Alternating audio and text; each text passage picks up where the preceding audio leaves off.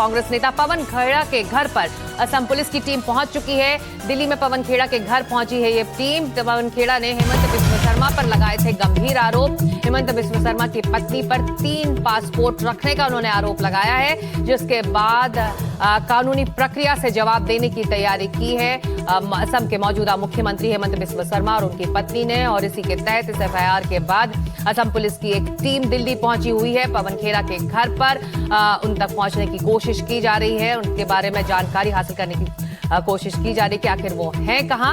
हमारे 2 सहयोगी अब हमारे साथ जुड़ रहे हैं। मुकेश सिंह सेंगर पवन खेड़ा के घर के बाहर मौजूद हैं और गुवाहाटी से लाइव हैं रतनदीप चौधरी। सबसे पहले मुकेश, आप बताइए, पुलिस की टीम वहां पहुंची हुई है, पवन खेड़ा के बारे में इस वक्त क्या जानकारी वहां से मिल पा रही है और किस तरह की कार्रवाई करना चाहती है असम पुलिस की टीम?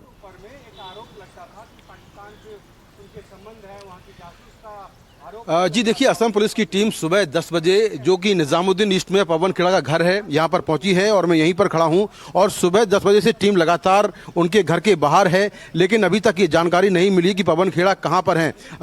कांग्रेस के सूत्रों से जानकारी निकलकर सामने आई है कि पवन खेड़ा अपने घर पर नहीं है, लेकिन असम पुलिस ने यहाँ पर डेरा डाला हुआ है और असम पुलिस को दिल्ली पुलिस भी असिस्ट कर रही है। आप देख सकते हैं कि पवन खेड़ा के घर के आसपास जो दिल्ली पुलिसकर्मी हैं, उन्होंने कई रास्तों को बंद किया है, क्योंकि यहां पर इस बात की आशंका है कि कहीं ऐसा ना हो कांग्रेस के कार्यकर्ता यहां पर इकट्ठा हो जाएं और लॉ एंड ऑर्डर की कोई दिक्कत हो। तो उसको देखते हुए चारों तरफ जो पुलिस के जवान हैं वो तैनात किए गए हैं, लेकिन अब तक पवन खेड़ा के बारे में कोई पुख्ता जानकारी नहीं मिली है। सूत्रों के मुताबिक जो असम पुलिस है वो पवन खेड़ा को गिरफ्तार करने के लिए उनके घर पर पहुंची है और ये सामने जहां पर ये पुलिसकर्मी खड़े हैं, यहां से कुछ ही दूरी पर पवन खेड़ा का घर है। यहां से रास्ते को बंद कर दिया गया है और जिस तरह से ये पूरा मामला सामने आया, 5 अप्रैल को जो पवन खेड़ा हैं उन्होंने एक प्रेस कॉन्फ्रेंस की थी, जिसमें आरोप लगाए थे कि असम के मुख्यमंत्री हेमंत बिस्व शर्मा की पत्नी रिंकी भुइयां के पास 3 पासपोर्ट हैं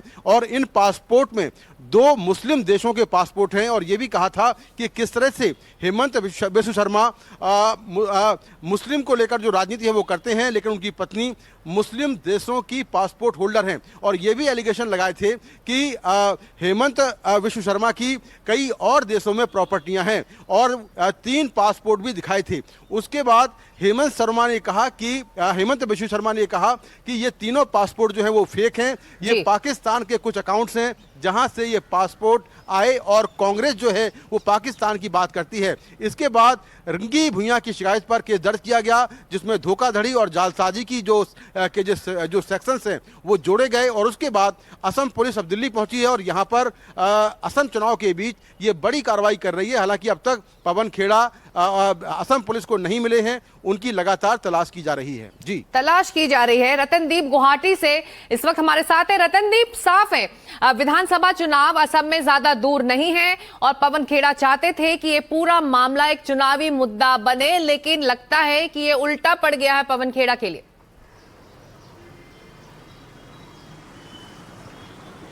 ज़रूर, अगर आप देखें तो आज चुनावी जो प्रचार का आखिरी दिन है और आखिरी दिन कुछ देर पहले कांग्रेस के राष्ट्रीय अध्यक्ष मल्लिकार्जुन खड़गे गुवाहाटी में थे। उन्होंने एक प्रेस कॉन्फ्रेंस की।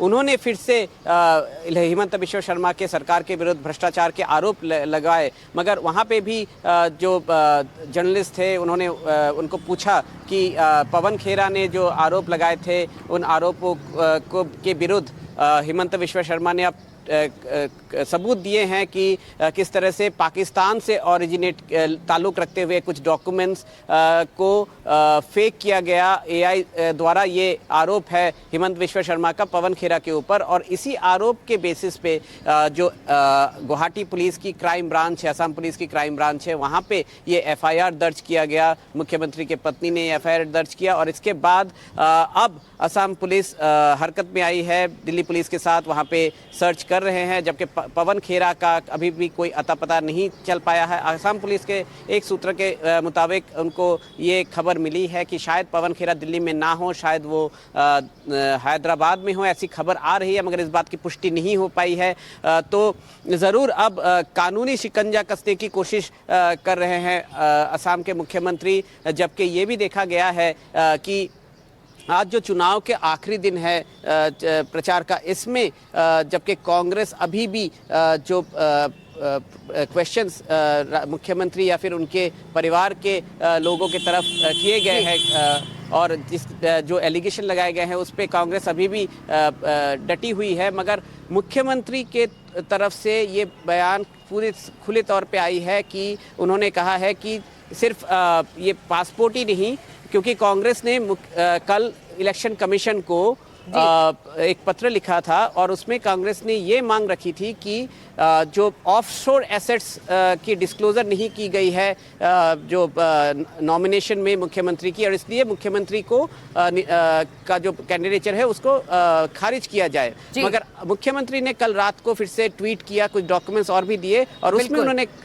ये क्लेम किया है चुनावी मुद्दा बनना था, लेकिन अब वो कानूनी प्रक्रिया के जाल में फंसते दिखाई दे रहे हैं। इस वक्त ये बड़ा सवाल है कि आखिर पवन खेड़ा है कहां। शुक्रिया आप दोनों का अपडेट के लिए, आपके पास हम लौटेंगे, फिलहाल जानकारी के लिए शुक्रिया। लेकिन वो क्या गंभीर आरोप थे जिसको लेकर अब सियासत गरमाई है, पहले उस पर नजर डाल देते। क्या कहा था पवन खेड़ा ने, उसे सुन लेते। हेमंता बिस्वा शर्मा की धर्मपत्नी रिनिकी भुइयां शर्मा के पास एक नहीं, दो नहीं, 3 पासपोर्ट हैं। तीनों पासपोर्ट लिविंग पासपोर्ट्स हैं, एक्सपायर नहीं हुए हैं, क्योंकि भारत के कानून के हिसाब से आप ड्यूअल सिटीजनशिप यानी कि दोहरी नागरिकता नहीं रख सकते। हम ये जानना चाहते हैं कि क्या रिनिकी भुइयां शर्मा भारत का पासपोर्ट भी रखती हैं? हमने दिया है Pawan Khera and others. It is for police to investigate whether Khera has done that और Khera has taken this documents from Gaurav Gogoi, because Delhi का प्रेस कॉन्फ्रेंस में तो गौरव गोगोई नहीं था, इसीलिए हमने पवन खेड़ा एंड अदर्स का नाम में एफआईआर दिया। इस मामले में शायद भारत सरकार ने बहुत कुछ कर लिया है, तो you will come to know something in next 48 hours. So जो कानूनी ये गलत है इसको प्रूफ करने का जो कानूनी कारबार करना है, already we have informed Government of India. Government of India is actively working